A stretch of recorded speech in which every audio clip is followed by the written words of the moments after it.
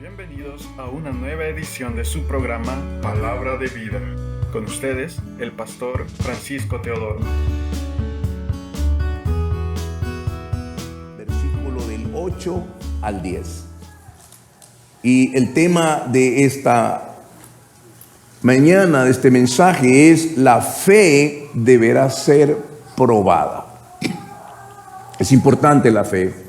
La fe es más preciosa que el oro, pero a veces tenemos una idea de la fe, pero no sabemos de qué se trata.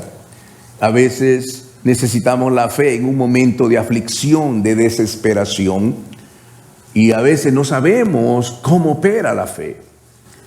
Jesús siempre obró por la fe. Tu fe te ha salvado. Recuerde que Dios no reacciona por nuestra necesidad. Usted puede tener una persona con cáncer y una persona con un leve malestar, y la de leve malestar será sanado y la otra no. ¿Por qué? Porque ella tuvo fe. Dios no reacciona por nuestras emociones. Podemos llorar desesperados, pidiendo ayuda, y nada va a funcionar. ¿Por qué? Porque Dios no reacciona a nuestras emociones. Esaú lloró por la bendición y Dios no se la dio. David oró por su hijo para que no muriera. Tampoco. La única cosa que Dios ha establecido de la eternidad hasta la eternidad, para que Él pueda extender su mano, es una sola cosa: se llama fe. Y la fe en una sola persona, en Cristo. No fe en su religión, no fe en el pastor, no fe en sus habilidades, sino fe en el sacrificio y la obra redentora de Cristo. ¿Cómo viene la fe? Una gran pregunta. ¿Cuánta fe yo tengo? Bueno, hay una medida. Trajimos un termómetro celestial y se la vamos a poner a cada uno para que veamos cuánta fe usted tiene. ¿Sabe cómo sabemos cuánta fe tiene? Cuando usted está en el desierto, en una sala de hospital, ahí sabemos cuánta fe tiene. Queremos aprender eso el día de hoy. Amén. La palabra del Señor dice en el libro de los Efesios, capítulo 2, versos 8 y 10. Porque por gracia son salvos por medio de la fe. Y esto no de ustedes, pues es don de Dios. No es por obras, para que nadie se gloríe, porque somos hechura de Dios, creados en Cristo Jesús para hacer las buenas obras que Dios preparó de antemano para que anduviésemos en ellas. Sigamos leyendo en Gálatas 2:16. Gálatas capítulo 2, verso 16 tiene un contenido muy semejante al que acabamos de leer. Gálatas 2:16 dice: pero sabiendo que ningún hombre es justificado por las obras de la ley, sino por medio de la fe en Jesucristo, hemos creído nosotros también en Cristo Jesús, para que seamos justificados por la fe en Cristo y no por las obras de la ley, porque por las obras de la ley nadie será justificado. Continuemos una lectura más. Romanos capítulo 3, versículo 28. Así que consideramos que el hombre es justificado por la fe sin las obras de la ley. El versículo 20 dice: porque por las obras de la ley nadie será justificado delante de él, pues por medio de la ley viene el reconocimiento del pecado. Padre, esta es tu palabra. Queremos, Señor, pedir tu ayuda por medio de tu Espíritu para que puedas traer esa bendición, esa palabra espiritual a nuestra vida, Señor, en el nombre de Jesús. Amén. Los pasajes que hemos leído son el fundamento de nuestra salvación. Solo hay dos religiones en el mundo. No hay más. Tienen diferentes nombres, pero solo hay dos. La religión que es por las obras y la que es por la fe. Eso es todo.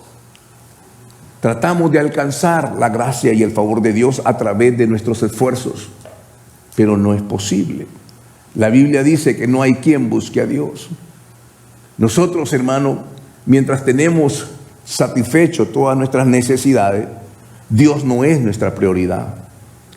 La Biblia dice claramente que estamos destituidos de la gloria de Dios. ¿Cómo es esto? Bueno, el pecado que vino sobre la persona de Adán contaminó a su hijo Caín, y de ahí vino el pecado hacia abajo. Ya en Génesis capítulo 6, el pecado ha llenado la faz de la tierra. El pecado es como una pólvora, se riega. La maldad es originada por el pecado. El pecado viene al hombre y lo pone en una condición separado de Dios. La Biblia dice que estamos muertos en nuestros delitos y pecados. Esto es contundente en la Escritura. No somos salvos por obras, sino por la fe en Cristo. Si no sabemos que estamos en una condición caída delante de Dios y que no podemos alcanzar otra vez esa comunión con Dios por nuestros propios esfuerzos, definitivamente, si no entendemos esto, nunca vamos a entender el sacrificio de Cristo. Y ahí empezamos a ver nuestro comportamiento. De manera que nuestra condición de pecadores describe claramente que estamos muertos espiritualmente en nuestros delitos y pecados. No hay nadie que busque a Dios. Nuestra alma está contaminada con el pecado y somos hijos de la ira y condenados a una eternidad sin Dios. ¿Qué tiene que hacer para ir al infierno? Nada. No tiene que hacer nada. Ya está condenado. Ese bebito que nace del vientre, que lo tenemos en brazos, que está todo arrugadito, dulce, y adentro de ese ser hay genes espirituales del padre y la madre que vienen por el pecado. En ese bebé es inocente, pero el pecado del padre viene sobre él. Si ese hombre es un mujeriero, vamos a ver el resultado en ese niño o en sus hijos. Si ese hombre es un hombre borracho, alcohólico, blasfemo, vamos a ver ese pecado adentro. Si es un hombre que le gusta la pornografía, ese gen va a venir. ¿Alguna vez ha ido donde un doctor y le hacen que llene un formulario? Y le preguntan, ¿alguien de su familia ha tenido cáncer? ¿Murió por cáncer? ¿Alguien tiene hipertensión? ¿Alguien tiene diabetes? ¿Alguien? Le pregunta el doctor, ¿por qué? ¿Qué tiene que ver eso? ¿Qué tiene que ver que su papá haya pasado 5 divorcios y usted va por el tercero ahorita? ¿Qué tiene que ver eso? Algo tiene que ver espiritualmente. Algo está contaminado. Y tratamos de alcanzar a Dios por medio de nuestras obras. Y no podemos reconciliarnos con Dios ni experimentar el perdón de nuestros pecados. Y entonces la palabra de Dios dice que somos salvos solamente por la gracia. Nada hacemos nosotros. Él lo hace todo. Nadie puede venir al Padre si no le es dado de arriba. Es decir, que no puede decir, oh, ya me convencieron, voy a ser cristiano. No puedes hacer eso. Puedes estar en la iglesia y no ser salvo hasta que Dios te revela a la persona de Cristo por medio de su Espíritu y te lleva al arrepentimiento y a la reconciliación por medio de la sangre de Cristo. No podemos ganarnos el camino hacia una relación correcta con Dios. Esto está contundente, claro en este pasaje. El principio fundamental para poder alcanzar ese favor de Dios es nacer de nuevo. Y solamente es la obra de Dios. Él te transforma de las tinieblas a la luz admirable. Las cosas viejas pasaron, ahora son hechas nuevas. Nueva criatura somos en Cristo. Y ahora caminamos en la luz y no en las tinieblas. El libro de Santiago, capítulo 2, versículo 14 y 19, dice así. Santiago está viendo en la iglesia una situación. Está bien, esas son obras para ganarse el favor de Dios. Pero Santiago dice que la fe sin obras es muerta. Y es lo que vamos a leer ahora. Entonces vamos a explicar cuáles son estas obras. Hermanos míos, si alguno dice que tiene fe y no tiene obras, ¿de qué sirve? ¿Puede acaso su fe salvarle? Estoy leyendo Santiago capítulo 2, 14 al 19. ¿Puede acaso su fe salvarle? Si un hermano o una hermana están desnudos y les falta comida diaria, y alguno de ustedes le dice, vayan en paz, caliéntense y sáciense, pero no les da lo necesario para el cuerpo, ¿de qué sirve? Así también la fe, si no tiene obras, está muerta en sí misma. Sin embargo, alguno dirá, tú tienes fe y yo tengo obras. Muéstrame tu fe sin tus obras y yo te mostraré mi fe por mis obras. Tú crees que Dios es uno, bien haces. También los demonios creen y tiemblan. La palabra obras aquí no está hablando en absoluto para reconciliar con Dios. Las obras son posterior a la salvación, posterior al nuevo nacimiento. Es decir, que esta fe nos va a conducir a hacer obras. Y aquí es donde viene esta razón. Conmigo tengo, hermano, esto se parece a una raíz, ¿o es una raíz? Es una raíz. La raíz determina el fruto. Si hay un fruto que es una naranja, usted no puede decir que esa naranja nació por sí sola. Hay una raíz. Esta raíz determina el fruto.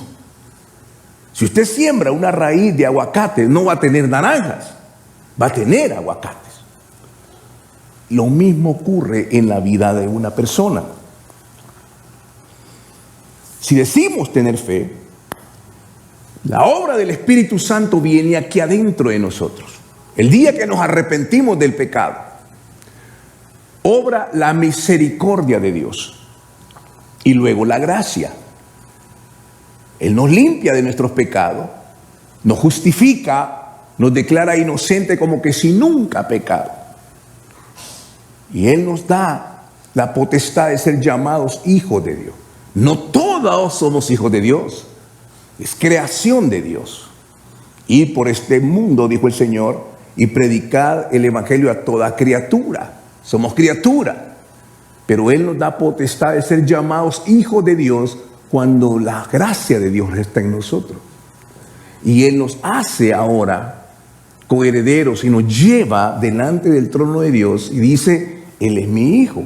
Y entramos a la casa de Dios. No por obras. Es por la fe. Cuando creemos que mis pecados Cristo los llevó en la cruz. Todos mis pecados. Él murió, el inocente murió por el culpable. Esta es la realidad. Ahora bien, la vida cristiana empezamos a tener ahora nuestro comportamiento, nuestra conducta.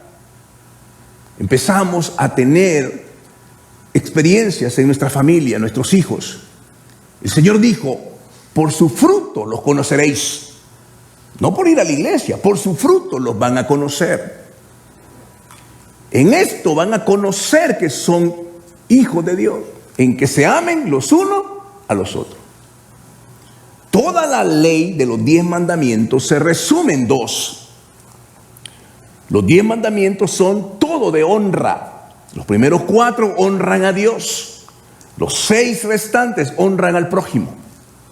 De forma tal que los 2 mandamientos dicen, amarás al Señor tu Dios con todo tu corazón, con toda tu alma y con toda tu mente, y a tu prójimo como a ti mismo. Dios está estableciendo el mandamiento más importante, amar a Dios y amar al prójimo. ¿Por qué entonces tenemos tanto conflicto en el hogar? ¿Por qué entonces no podemos resolver las cosas con nuestra familia? ¿Por qué tenemos esta diferencia con nuestros hijos? ¿Por qué actuamos de esta manera? ¿Por qué de repente una pequeña situación provoca una ira en nosotros? ¿Por qué salen palabras de nuestra boca que no edifican, sino que maldicen a una persona? ¿Por qué actuamos de esa manera cuando alguien nos ofende? Reaccionamos con violencia. ¿Por qué la esposa que está ahí cuidando el hogar, nosotros no la vemos como una persona, sino que tratamos a ella de una manera diferente? ¿Por qué nuestra conducta y nuestro corazón revela un fruto que no es el fruto que está establecido en la palabra de Dios? ¿Qué es lo que está pasando? Bueno, es importante darnos cuenta de esto. Vayamos al libro claramente donde está la escritura, Romanos capítulo 8. Y dice la escritura en el Romanos capítulo 8 a partir del verso 5. Dice así: los que viven conforme a la naturaleza pecaminosa fijan la mente en los deseos de tal naturaleza. En cambio, los que viven conforme al Espíritu fijan la mente en los deseos del Espíritu. Si usted es un hijo de Dios, no puede hacer solamente lo que usted quiera. Usted va a hacer lo que Dios quiere. Romanos 8, 7, 9 dice: la mentalidad pecaminosa es enemiga de Dios, pues no se somete a la ley de Dios, no es capaz de hacerlo. Sin embargo, vosotros no vivís según la naturaleza pecaminosa, sino según el Espíritu, si es que el Espíritu de Dios vive en nosotros. Pablo dijo a los cristianos que cuando el Espíritu Santo mora en nosotros, va a producir un fruto del Espíritu para la vida. De manera que cuando el Espíritu de Dios mora en nosotros, la palabra de Dios es contundente, que hay una semilla de verdad y va a producir un fruto de amor y de misericordia. Ninguno puede hacerlo, solo es el Espíritu Santo. De manera que cuando usted reacciona en su comportamiento, ¿por qué reacciona con tristeza, con temor? ¿Por qué reacciona de esa manera? Bueno, hay varias condiciones. La ciencia, a través de la psiquiatría y la psicología, ha descubierto que tenemos una enorme influencia de nuestros padres. No solamente en la parte genética, sino también en el estilo de vida que hemos vivido. La mayoría de nosotros hemos vivido con un padre o una madre que no conoció al Señor. O si lo conoció fue superficial. O conoció una religión, pero no conoció al Dios verdadero. Entonces, la influencia de nuestra mamá, la influencia de nuestro padre, el pleito que ellos tenían, el papá salió con otra mujer por la calle, el hombre era un borracho, mal hablado, maldiciente, y nosotros estábamos niños y fuimos una esponja absorbiendo toda esa clase de maldad. Hemos llegado ahora a la adultez, estamos casados y nos preguntamos: ¿por qué soy así? ¿Por qué hago lo que no quiero hacer? ¿Por qué actúo de manera violenta? ¿Por qué mi conducta y mi comportamiento es de esta forma? Porque hay una raíz que fue plantada en su niñez. Hay algo en su niñez. Un día, a lo mejor rompió algo, le pegó a alguien jugando, y su padre vino y lo maldijo. Y le dijo no sé cuántas cosas: eres un inútil, eres un bueno para nada. Y todas esas cosas clavaron su alma y determinaron su conducta. Porque si el vecino lo dice, no tiene ningún poder. Pero un padre y una madre sí, porque están en autoridad espiritual. Y ahora el comportamiento que usted tiene está determinado por esa raíz de maldad que fue plantada en su corazón. Y eso es lo que vemos. ¿Cómo podemos trabajar con esto? Únicamente por la fe. Es decirle al Señor: yo me rindo a ti, yo creo que tú cargaste mis pecados. ¿Y cómo hace Dios? Remueve la raíz antigua, la remueve, la raíz de pecado la remueve completa. Él no va a corregir esto, Él no va a reparar esto, Él lo va a remover y va a plantar la semilla de bendición que es su palabra. La fe viene por oír la palabra de Dios. La fe viene cuando esa palabra cobra vida y el Espíritu Santo toma esa palabra y la hace en nosotros vida. Y empieza una transformación. Y la gente empieza a mirar: oye, ya no estás hablando tan mal. Ahora veo que hay un cambio en tu vida. Ya no te vas a la cantina y vienes todo borracho. Ahora veo que estás teniendo temor de Dios. Empezamos a darnos cuenta de esto. todas esas actitudes empiezan a ser cambiadas. ¿Por qué? Porque lo que hace la ciencia es tratar de corregir la raíz, modificarla, porque ve el fruto y trata con el fruto. Pero la ciencia no puede ver la raíz, porque es una raíz espiritual y afecta a nuestra mente, nuestra alma, nuestras emociones, y empezamos a conducirnos en el temor, la depresión, la tristeza, el enojo, la amargura toma lugar en nosotros. Y decimos, pero ¿qué está pasando si voy a la iglesia? Asisto a las cosas de la iglesia. ¿Por qué yo me deleito en estas cosas? No puede parar de ver su teléfono y su computador, de ver escenas inmorales y sucias. No tiene idea que lo que entra por sus ojos va a tener asidero en su mente. Y el día que vengan sus hijos, el día que se case, todas esas imágenes que están adentro, que fueron plantadas como una semilla de maldad, van a producir un efecto. No me diga que ama a sus hijos si ama el pecado. No me diga que ama a Dios si ama el pecado. No puede, no hay. ¿Cómo puede ser la luz y las tinieblas? O caminamos en tinieblas o caminamos en luz. ¿Por qué la gente se resiste a venir a la iglesia? Vamos a la iglesia. No tengo tiempo. No tengo tiempo. Tengo mucho que hacer. ¿Por qué? Porque vive en las tinieblas. Cuando usted desea el amor de Dios, cuando viene con fe y dice, Señor, ahora reconozco que tú eres un Dios de amor y mostraste tu misericordia en la cruz por mí. Yo merecía tu ira.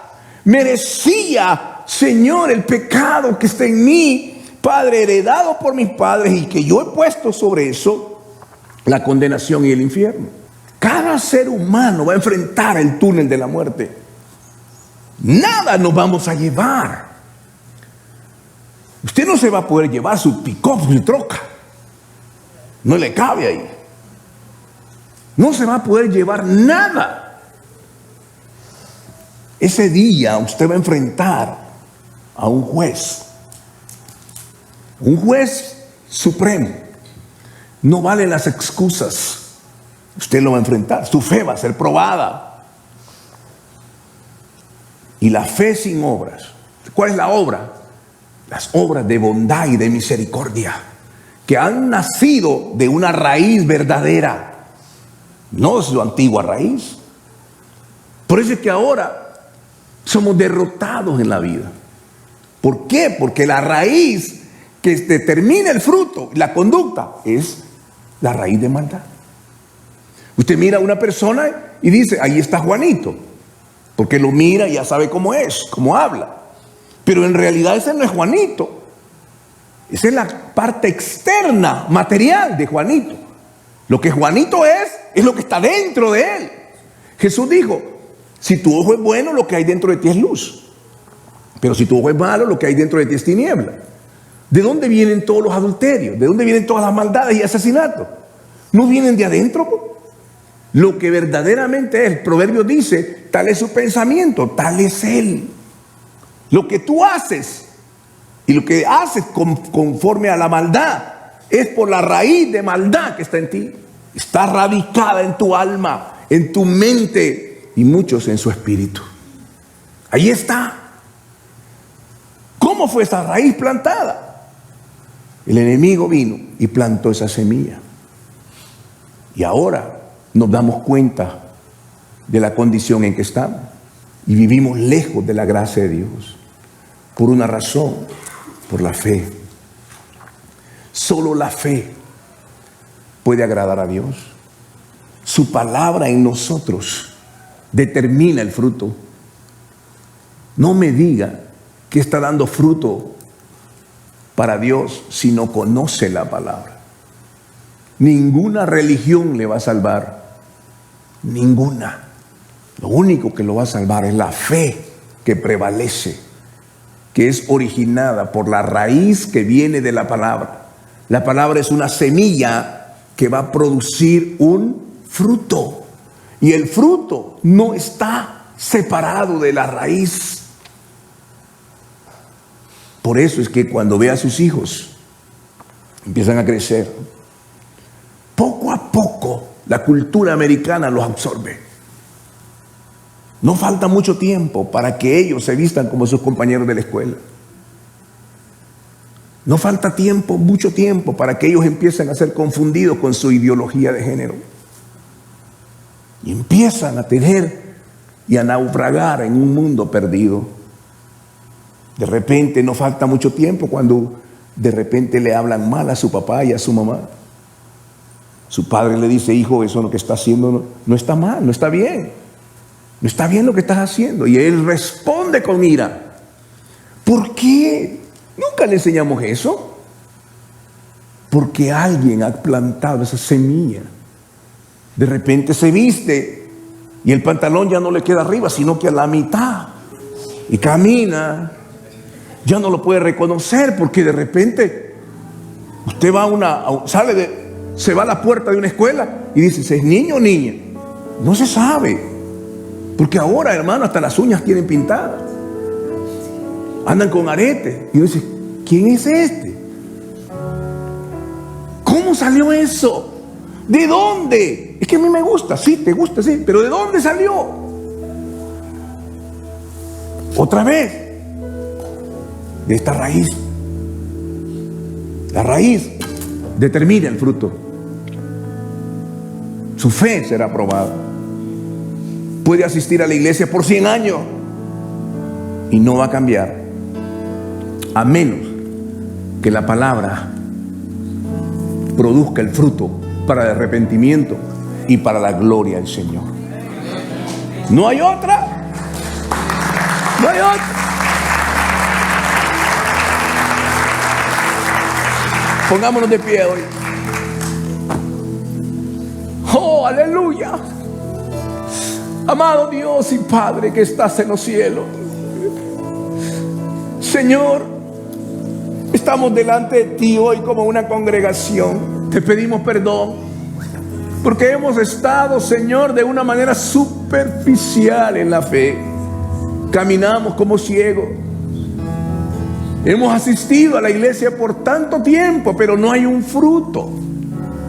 Y el fruto sigue siendo malo. Y pensamos corregir el fruto, pero nunca hemos pensado en la raíz. La raíz que plantaron nuestros padres. Con amor lo hicieron, con ignorancia también. Padre Celestial, muchos estamos pagando por aquella causa de que nunca los honramos a nuestros padres. Tu palabra dice: honra a tu padre y a tu madre para que te vaya bien. Pero también lo opuesto es verdad. Cuando no los hemos honrado, Señor, caemos en la condición de pecado. Te pedimos, Dios del cielo, en el nombre de Jesús, que tengas misericordia de nosotros y que nunca nos apartemos de tu bendita palabra, porque tu palabra es vida. Tus palabras son espíritu y son vida. Y nadie habló como tú, Señor. Tu palabra redarguye nuestros corazones. Queremos bendecir tu nombre, Señor, en el nombre de Jesús. Hemos llegado al final de su programa Palabra de Vida. Le invitamos a mantenerse en sintonía de nuestra próxima edición. Asimismo, le invitamos a interactuar con nosotros en nuestra página de Facebook Palabra de Vida y en el canal de YouTube del Pastor Francisco Teodoro. Que Dios les bendiga.